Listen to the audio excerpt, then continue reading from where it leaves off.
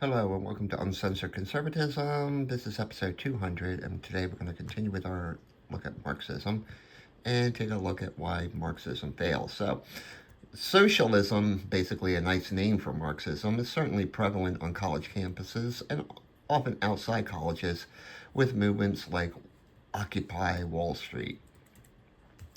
A 2016 Harvard poll found that roughly 1 in 6 voters actually identified as socialist, and 33% said they supported some form of socialism. In 2018, there were celebrations around the world for the 200th birthday of Karl Marx. Teen Vogue ran a glowing rendition of Marxism, and this fat slob, Michael Moore, tweeted out a happy birthday saying that Marx had the backs of the people. But the embrace of Marxism often comes up against reality. In 2019, according to the Heritage Foundation Freedom Index, countries with the greatest economic freedom were also the ones with the least government interference, or socialism. Still, a 2019 Gallup poll found that 49% of millennials and Gen Z people hold a favorable view of socialism. To them, when confronted with the failures of Marxism, they argue there are only bad leaders, not that Marxism was inherently flawed. To these people, it's just another political system. They don't talk about the confiscation of private property or the redistribution of wealth. Instead, they hold out the Nordic model as some benign system like, where there's a Volvo in every garage, plenty of non-GMO fish to eat, and cradle-to-grave healthcare and job security. But let's step back and look at the roots of capitalism, its opposite, to understand why Marxism is philosophically and historically wrong. Adam Smith and others, without using the word capitalism, note that the Dutch Republic was the first capitalist nation. Marx argued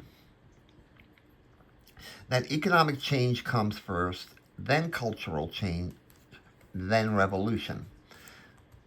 Now, the Dutch were the first to implement the quote-unquote capitalism of theologians from the University of Salamanca in Spain.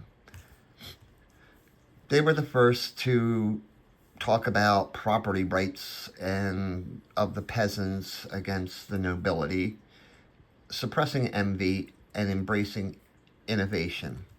It was only after Dutch culture changed that their economy changed, which is exactly the backwards of what Marx asserted.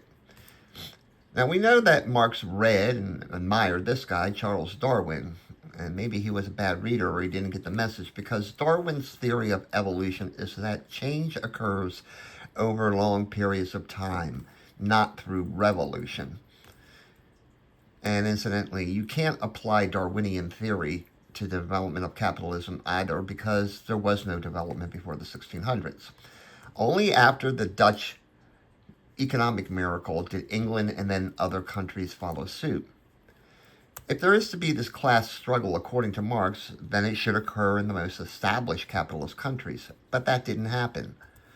Lenin in Russia did what he had to do to gain power, and then he wrote the book afterwards, as did this guy in China. Even by the late 1800s, Marxism was showing signs of weakness because capitalist countries were becoming more capitalist. Why? Because the bourgeois were taking up reforms to stave off the more radical aspects of Marxism. And Marxism was out of step with the dislocation brought on by globalization and technological changes. These conditions contributed to the rise of nationalist movements throughout Europe to restore a sense of purpose and unity to the people. So there developed a split in Marxism, with Lenin leading the revolutionaries. But Russia was hardly a capitalist country under Tsarist rule. They were agrarian, largely undeveloped, and they certainly weren't democratic.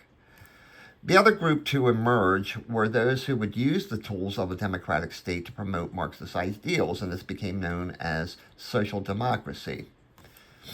Now, it was after World War II that Henry Morgenthau, then the Secretary of Treasury, proposed that to avoid the rise of fascist states and war, liberal democracy had to take steps to protect people from the malign effects, his words, of capitalism. That meant regulating the markets and protecting people from economic and social dislocation. And post war Europe largely adopted these ideals. And for 30 years after the war, Europe was a success story. The benefits of growth were broadly distributed. But even social democracy is not a sustainable model, as problems in Europe today prove. And we then need to look at Marx's labor value theory. Value is not a property that exists in an object.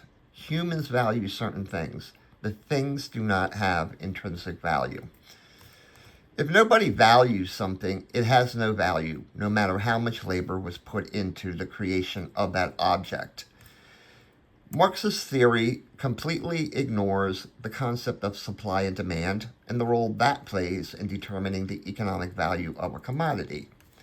For instance, we may value titanium more than gold because titanium is more rare than gold. Marx ignores this fact. Thomas Sowell notes that Marx starts the equation in the middle with firms and capital already magically assembled and then only needing labor to start the production process.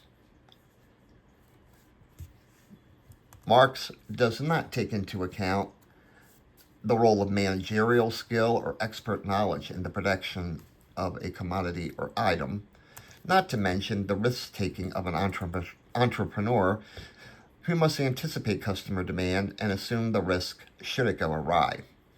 Hence, Marx glossed over these facts by starting the story in the middle. He looked only at the successes and totally ignored the failures of capitalism. So contrary to popular belief, capitalism does not require increasing inputs of labor and raw materials.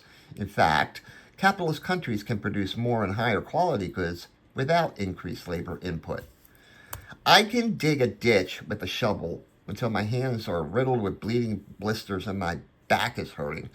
That's a ton of labor, but if no one wants that ditch, it has no value. Marx believed that capitalists exploited the worker. That's obvious because of his heavy belief that labor was the source of all value, and that the greedy capitalists were scoffing up the surplus value. In fact, despite the horrors of sweatshops, child labor, and other things associated with the Industrial Revolution, the quality of life and prosperity of average people increased greater in a shorter period of time than in any point in human history. Marx asserts that there is this primitive accumulation that aims to prove that capitalism is rooted in historical injustices like slavery and colonialism, which is precisely what people like this, who penned that bullshit 1619 project, assert. But what explains the technological advances that allow capitalist countries to become colonial powers in the first place?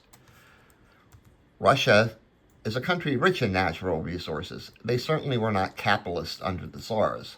Why didn't they industrialize? Surely Russia had the raw materials to become a colonial power, but they didn't. Why not?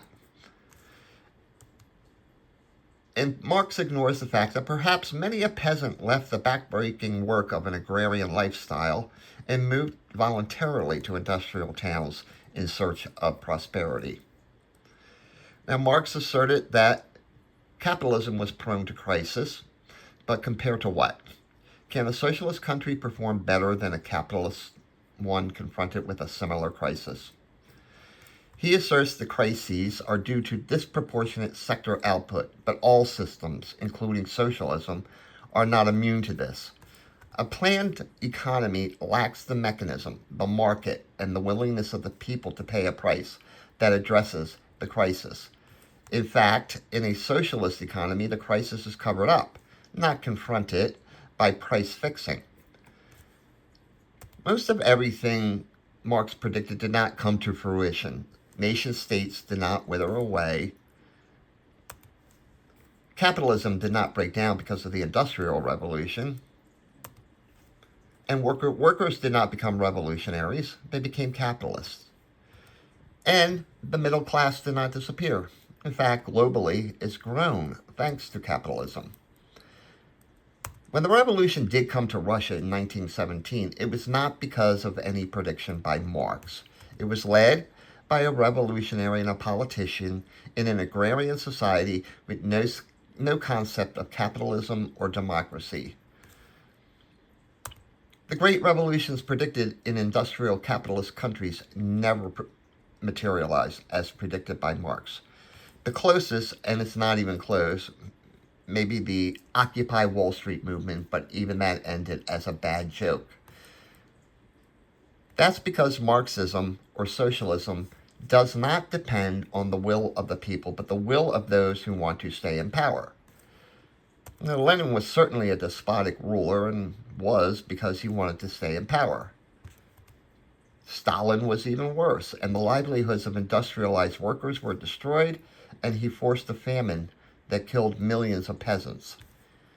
In the period from 1937 to 1938, Stalin ordered the executions of 1,000 political enemies per day, not counting those sent to forced labor camps. And it is estimated that worldwide, communist regimes are responsible for the deaths of 85 to 100 million humans in this Marxist experiment. The true legacy of communism was not the elimination of the state, but its expansion of the state over all of society. While their leaders lived a life of luxury, the masses were housed in gray, drab buildings. By 2018, the word communism became verboten, and the softer-sounding socialism was used. After nitwits like this guy gave Queen Hillary a good run for the money. Instead, we get phrases like pay their fair share and community property. But those phrases in the mouth of Lenin and Stalin, because they certainly used phrases like that, and Bernie dare not say it's communist. But he knows it is. Today, the indoctrinated youth are all for the government taking over Apple or Google, but an Apple or Google would never have been developed in a socialist or communist country. And they wouldn't have their precious Ben & Jerry's ice cream, Kobani yogurt, or their vegan food trucks. So what are the failures of Marxism? Well, let me count the ways. The misallocation of resources through central planning, leading to overproduction of unwanted goods and a scarcity of others. A lack of innovation. Every advancement in technology has originated out of a capitalist country, period. Because of the equal distribution of wealth, yeah, right, productivity is hampered since there are no incentives. The centralization of economic and political power in the hands of party elites necessarily leads to authoritarianism. There's the obvious crackdown on dissent, the loss of individual rights, a lower standard of living. No classless society has ever developed under Marxism. And brain drain. These are the realities of Marxism. Now, Marx was not the only person to think about economic and social conditions in the 19th century. Save yourself from reading this. Read a page or two of this guy, Charles Dickens. And at the end of the day, had his ideas not been appropriated by the Bolsheviks in Russia in 1917, he would barely be remembered. And that's it. Join me tomorrow when we look at the birth of cultural Marxism, because that's where it starts to get interesting. Until then, have a great day and a more pleasant tomorrow.